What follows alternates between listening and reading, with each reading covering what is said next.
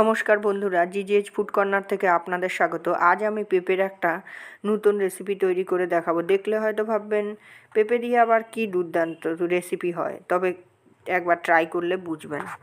তো পেঁপেগুলো আমি ছাল ছাড়িয়ে নিয়ে এখন গ্রেটারে খুব ভালো করে ঘষে নিচ্ছি। আরেকদিকে একটা গ্রাইন্ডারে আমি 2টো টমেটো কুচি, পরিমাণ মতো কাঁচা লঙ্কা এবং 1 ইঞ্চি আদা দিয়ে দিয়েছি। এটা আমি একটা স্মুথ পেস্ট করে নেব।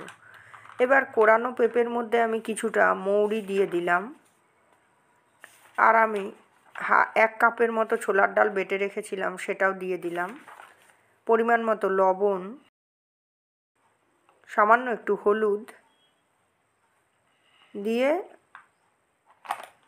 খানিকক্ষণ মেখে নেওয়ার পর এবার পরিমাণ মতো বেসন দিলাম, দিয়ে খুব ভালো করে বেসন সহকারে খুব ভালো করে মেখে নিতে হবে। বেসনটা দিলাম বাইন্ডিংয়ের জন্য।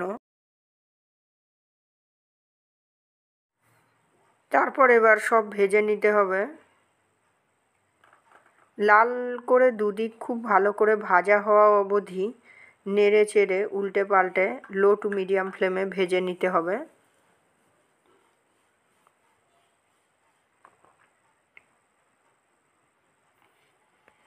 খুব সুন্দর রং ধরেছে। এই অবস্থায় এগুলো একটা বাটিতে বা প্লেটে তুলে নিতে হবে তেল থেকে ছেঁকে। জায়গা কড়াইতে তেল গরম করে নিতে হবে, নিয়ে তাতে শুকনো লঙ্কা ফোড়ন দিয়ে দিতে হবে। এই অবস্থায় আমি এলাচ, দারচিনি, লবঙ্গ দিয়ে দিলাম, আর সামান্য একটু গোটা জিরেও দিয়ে দিচ্ছি।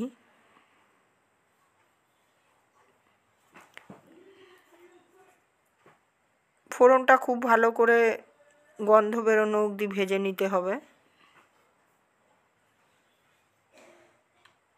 এবার আমি লম্বা লম্বা করে কেটে রাখা আলু, পরিমাণ মতো লবণ দিয়ে সামান্য একটু হলুদ দিয়ে খুব ভালো করে লাল করে ভেজে নিতে হবে। আর এখানে যে আমাদের মশলাটা রেডি, আপনারা তো দেখেইছেন।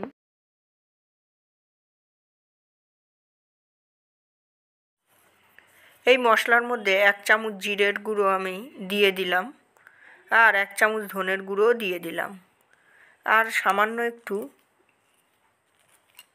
চিলি পাউডার দিয়ে দিলাম। আমি এখানে কাশ্মীরি চিলি ব্যবহার করেছি।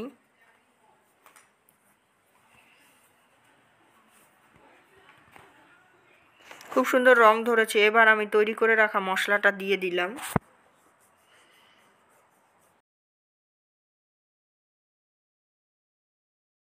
খুব ভালো করে কষিয়ে নিতে হবে। পরিমাণ মতো আরও একটু লবণ দিতে হবে, যেহেতু আমি মশলাটা কষাচ্ছি, এবং সামান্য একটু গ্রাইন্ডার ধোয়া জল দিয়ে দিতে হবে।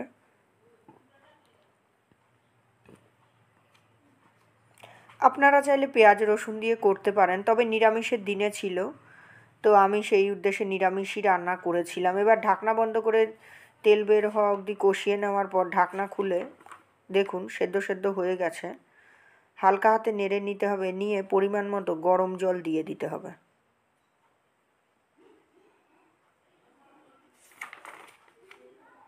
যে কোনো রান্নায় গরম জল ব্যবহার করলে রান্নার স্বাদ দ্বিগুণ হয়ে যায়।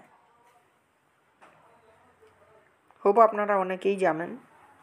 তো পেঁপে দিয়ে যে এত সুন্দর রেসিপি হয় এটা ভাবা যায় না, একবার ট্রাই করলেই জানতে পারবেন। পরিমাণ মতো লবণ দিয়ে বড়া দিয়ে দিলাম, এবং তাই করে আমি সামান্য একটু চিনি এবং ঘি দিয়ে দিলাম। এবার এটা খুব ভালো করে মিশিয়ে দিতে হবে। এটা অপশনাল, আপনারা নাও দিতে পারেন, তবে আমি ব্যবহার করেছি। আপনারা চাইলে গোটা গরম মশলা না দিয়ে আপনারা বাটাও ব্যবহার করতে পারেন, তবে আমি গোটা গরম মশলা ফোড়নেই একবারে দিয়ে দিয়েছি, বাটার ঝামেলা ছাড়াই হয়ে যাবে। তো আরও খানিকক্ষণ ফুটতে দিন ঢাকনা বন্ধ করে, যেন রসটা ভালো করে ঢুকে যায়। তো তৈরি হয়ে গেল আমাদের এই চটজলদি রেসিপিটি। একবার অবশ্যই ট্রাই করবেন এবং জানাতে ভুলবেন না কেমন লাগলো। গরম ভাত বা নান, রুটি, লুচি, পরোটা বা পোলাও দিয়ে জাস্ট জমে যাবে। তো আজকের মতো চলে যাচ্ছি, ফিরে আসছি আবার নতুন রেসিপি বা ব্লগ নিয়ে। ধন্যবাদ। ভালো থাকবেন, সুস্থ থাকবেন।